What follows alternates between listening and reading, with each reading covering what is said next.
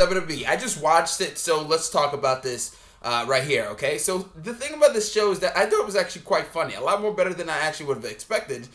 Just in general, I thought there was actually quite some funny jokes. Particularly, I did like the jab of Stephanie's voice. If you saw like Vince McMahon when he put on, I guess you say the Beats headphones or whatever it may be, when he's listening to the constant explosions, that's pretty much summing up that Stephanie has a very annoying voice. And I thought that was funny. I did like the Spartan poster of McMahon on his wall. The thing about the show, also, I did like particularly the Triple H impersonator guy, where he kept kind of doing the and the that Triple H type of thing. And the chick that did Stephanie was actually quite on point, to the point where I actually thought it was Stephanie.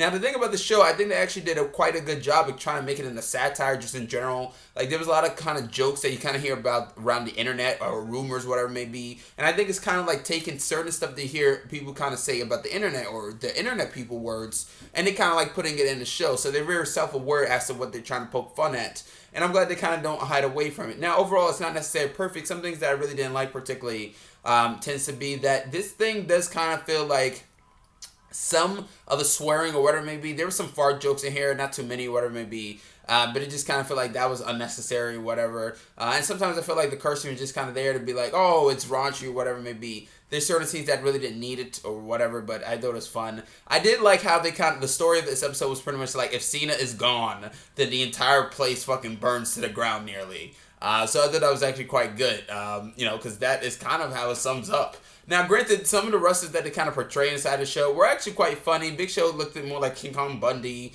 Triple H looked like a hipster. Ric Flair was actually probably one of the more funniest parts. Now, granted, Ric Flair is a hippie in this show. I don't care what nobody says. Ric Flair's a fucking hippie. He's humping boulders. He's humping tire swings. He's fucking bears. He's flashing people. Flair was actually quite funny, and I thought the voice actor for him and McMahon was actually quite on point. McMahon actually delivered it quite well.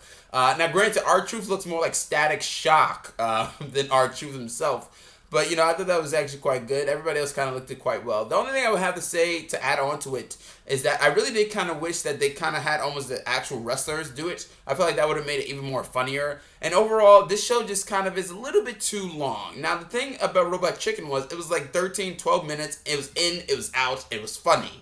The thing about the show is that it does have some jokes that actually do land, but there was a couple of times where I kept on like checking the time limit because I actually kind of wanted it to be over. I know people kind of complain about commercials or whatever it may be, but believe me, there's a purpose for commercials, not only just for the people running the show, but also for the people watching the show. Can you actually really imagine watching an hour-long show sometimes? Sometimes that's quite dragging. Commercials are actually quite good for a break. And I feel like this show actually definitely like needed a commercial break in between somewhere because it was just way too long. Shorten this shit to like 15 minutes. I feel like we actually might have something here. Now, overall, look, I did like the kind of poking the jabs at some of these people and it kind of making it a very self-aware show because kind of making WWE be a little bit more, not because this is not a family-friendly show per se, but it's like Gravity Falls mixed a little bit with like Robot Chicken.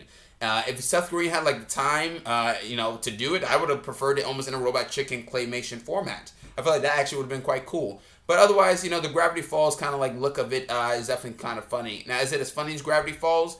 It's probably on the same level. It's just that sometimes the vulgarness sometimes feels like it's a little bit too forced, whatever it may be. But overall, it's actually quite a funny show. It's not the funniest, and hopefully actually improves.